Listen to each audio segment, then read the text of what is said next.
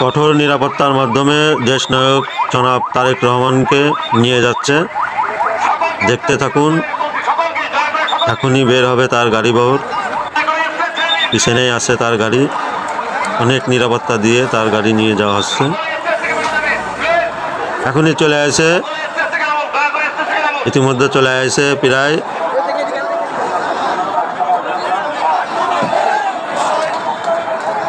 যশোর সদর 3 আসনের প্রার্থী ধানের শীষের অনিন্দ ইসলাম অমিত ভাইয়ের গাড়ি। এটা পিছনেই দেশনায়ক তারেক রহমানের গাড়ি, এখনই দেখতে পারবেন।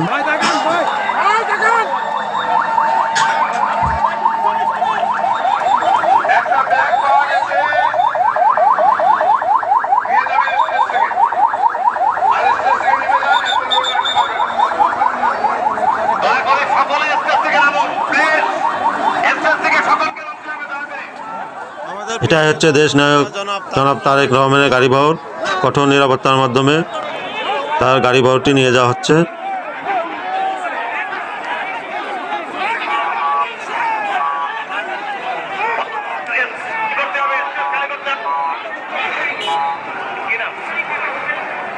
কোথায় বাড়ি?